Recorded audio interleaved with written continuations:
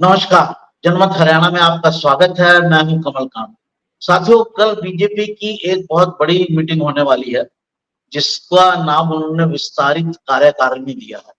यानी इसमें तमाम तरह के जो नेता कार्यकर्ता हैं, सबको बुलाया गया है। पहले ये मीटिंग कुरुक्षेत्र में होनी थी, फिर उसे चेंज करके पंचकुला में कर दिया गया। पंचकुला में जो चौधरी देवीलाल स्टेडियम है, उसमें ये मीटिंग होनी है। माना जा रहा है कि विधानसभा के जो चुनाव आने वाले हैं, उसमें उसके लिए कार्यकर्ताओं का मनोबल बढ़ाने की के लिए ये मीटिंग हो रही है। लेकिन सवाल ये है कि इसमें क्या सभी लोग जो बुलाए जाते हैं, वो आएँगे? क्योंकि अगर सब लोग आ भी जाएँ और एक बड़ा नेता ना आए, तो मीटिंग का जो माहौल है, वो थोड़ा डाउनवर्ड्स हो जाता है। और बीजेपी में कई ऐसे नेता हैं, जो पहले भी मीटिंग्स में नहीं आते हैं। आपको याद होगा कुछ दिन पहले हमने एक खबर की भी थी, ये जो रोहतक में एक मीटिंग हुई थी पार्टी की, जिसमें जो जीते हुए जो एमपीज़ थे, उनका अभिनंदन करना था। और जो जीते हुए एमपी थे, जैसे वो ही नहीं आए, उनमें खास नाम था राव इंद्रजीत का। तो आप लोगों ने उस खबर को काफ़ी पसंद भी किया था, बहुत खबर वो चली। इस बार भी लग रहा है कि राव इंद्रजीत इस मीटिंग में शामिल होंगे या नहीं होंगे। और अगर वो नहीं होते हैं शामिल, तो उसके क्या मतलब हैं, और शामिल होते हैं तो उसके क्या मतलब हैं। देखिए, राव इंद्रजीत जो है वो अहीर हैं।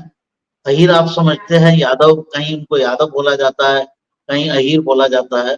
दक्षिण हरियाणा में इनकी काफ़ी बड़ी संख्या है। 10 से 12 सीटों को ये प्रभावित करते हैं। और इस समुदाय का जो ओरिएंटेशन रहा है, वो जनरली जो है वो बीजेपी की तरफ रहता है। बीजेपी को ही ये वोट करते हैं। और बीजेपी के अगर बीजेपी यहाँ एकजुट होकर लड़ जाए, तो बीजेपी को इन सीटों पर कोई प्रॉब्लम नहीं होगा। और भी बहुत सारी ऐसी सीटें हैं। ऐसे ऐसे जो बीजेपी के समर्थक वर्ग हैं, उनमें अगर जोश फूँक फूँक दिया जाए, तो बीजेपी सत्ता में आने में खड़ी हो सकती है। एकदम पिछड़ी हुई नहीं है बीजेपी।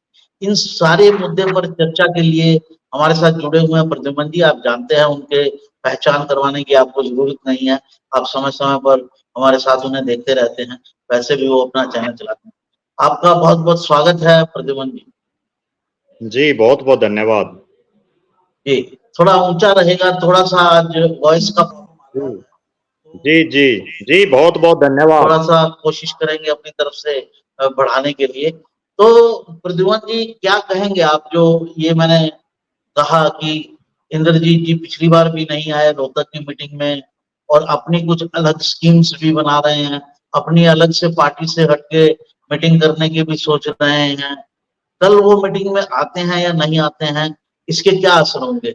और और जो दूसरे नेता हैं, उनकी जिनकी आशंका व्यक्त की जा रही है कि वो भी हो सकता है ना आएँ, तो क्या आपकी जानकारी है इस बारे में, क्या कहना चाहेंगे? देखो, कल की जो मीटिंग है, पंचकुला में जो आयोजित की गई है, अगर इस मीटिंग में, चूंकि अमित शाह नरेंद्र मोदी जी के बाद बीजेपी में सबसे ताकतवर नेता माने जाते हैं, और अगर उन्हीं की मीटिंग में बीजेपी का कोई बड़ा नेता नहीं आता है, तो निश्चित रूप से दाल ना केवल काली है बिल्कुल, बल्कि वो बिल्कुल काली ही उसमें नजर आएगी।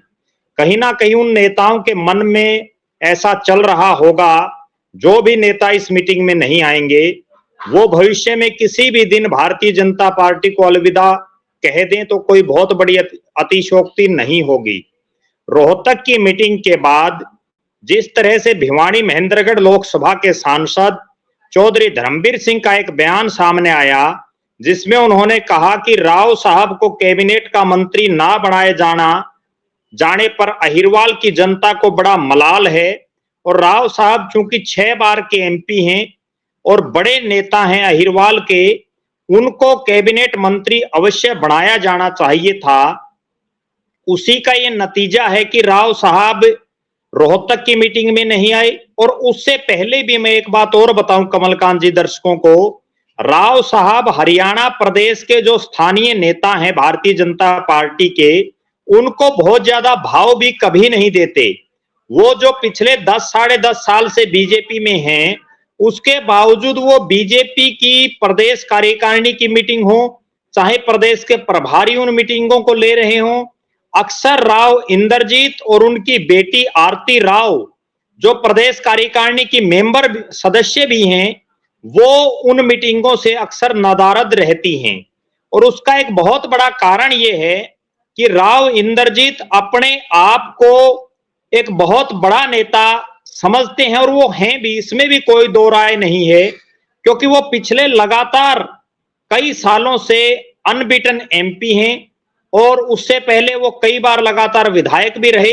हालांकि बीच में एक चुनाव वो 1999 का जो महेंद्रगढ़ लोकसभा से था, डॉक्टर सुधा यादव के मुकाबले हार भी गए थे, लेकिन तब जो है अटल बिहारी वाजपेयी जी की आंधी देश में चल रही थी। अब मुझे ऐसा लग रहा है कि अगर इस अमित शाह जी की मीटिंग में भी राव साहब नहीं आते, तो उसका सीधा सीधा मतलब ये है कि राव साहब का भारतीय जनता पार्टी से मन भर गया है। इससे पहले अगर हम देखें, जब वो कांग्रेस में थे, तब भी वो हरियाणा प्रदेश के जो कांग्रेस के नेता हैं उनको बहुत ज्यादा सीरियस नहीं लेते थे। अपना उनका अलग से एक सिस्टम है, और उसी सिस्टम के हिसाब से वो चलते हैं। अब वो भारतीय जनता पार्टी में भी ढल नहीं पाए हैं, ना वो आरएसएस के कार्यक्रमों में कहीं जाते, ना वो भारतीय जनता पार्टी के कार्यक्रमों में, प्रदेश स्तर के कार्यक्रमों में बहुत कम उनकी हाजिरी देखने को मिलती है। अब कल की इस मीटिंग पर पूरे प्रदेश की निगाहें होंगी, और कल ही ये फैसला हो जाएगा कि भारतीय जनता पार्टी 2024 के विधानसभा चुनाव में तीसरी बार हरियाणा में सत्ता में आ पाएगी या नहीं आ पाएगी। जी, ये राव इंद्रजीत का तो ये पहले से ही रुख रहा है कि जब भी चुनाव आने होते हैं या उनको कोई बात मनवानी होती है, तो वो अपनी अलग धार पकड़ लेते हैं।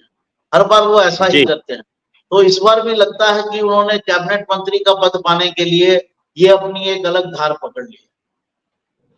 जी बिल्कुल, राव इंद्रजीत भारतीय जनता पार्टी के जितने नेता हैं जो पिछले 10 साढ़े 10 साल से बीजेपी में सक्रिय हैं, उन तमाम नेताओं में केवल राव इंद्रजीत इकलौते नेता हैं जिनका 15 विधानसभा की सीटों और 2 लोकसभा की सीटों पर अपना सीधा प्रभाव है। और इसके अलावा वो कम से कम 10 विधानसभा की सीटें ऐसी हैं जहां अगर वो चाहें और अगर वो सक्रिय हो जाएं, तो वहां भी वो परिवर्तन ला सकते हैं।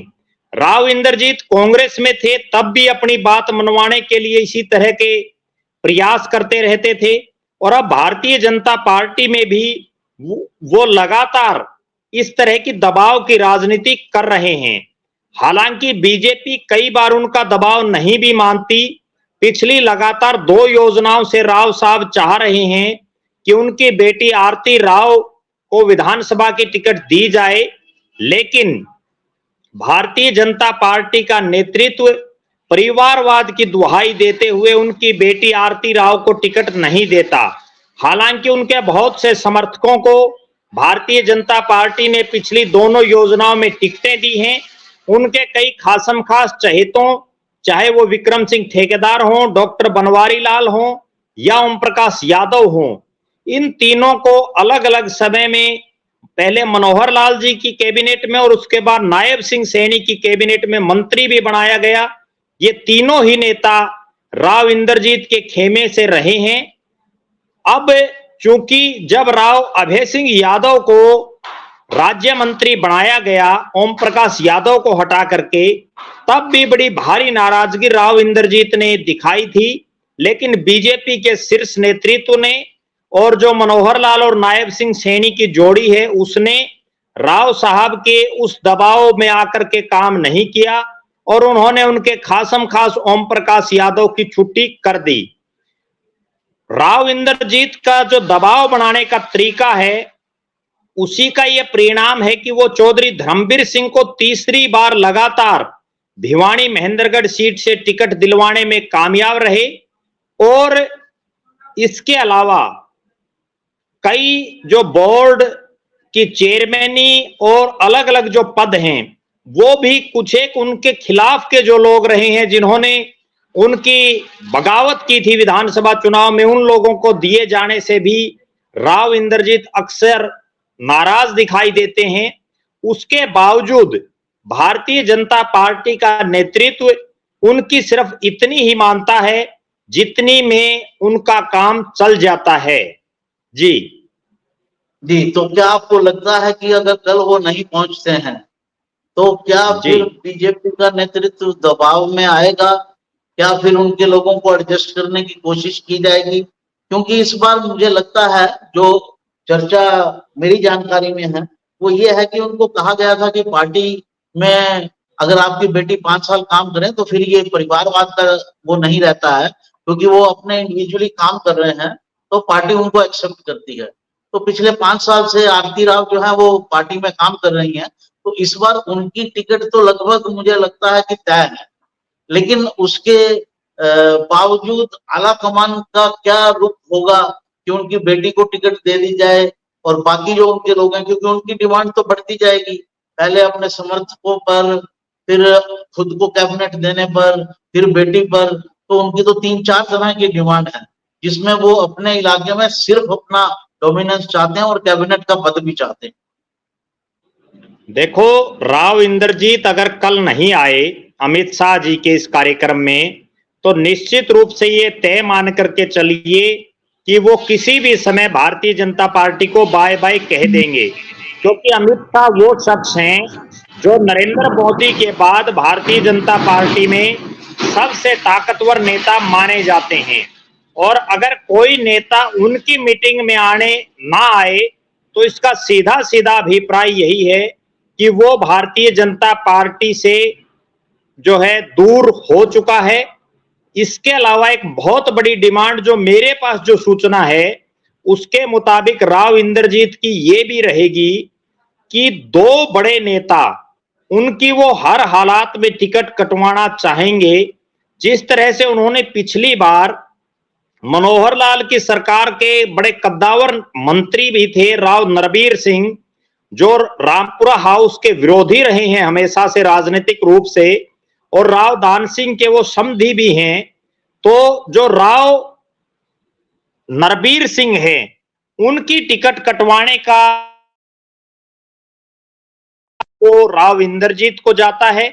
और इसके अलावा जो संतोष यादव, जो उस समय विधानसभा की डिप्टी स्पीकर थी और 2014 के चुनाव में वो लगभग 70,000 के आसपास वोटों से जीत करके आई थी, उसके बावजूद सीताराम यादव, जो कोई बहुत बड़े नेता उस क्षेत्र के नहीं थे, उनके मुकाबले संतोष यादव की टिकट कटवाने में भी एक बहुत बड़ा रोल राव इंद्रजीत और चौधरी धर्मवीर सिंह का रहा।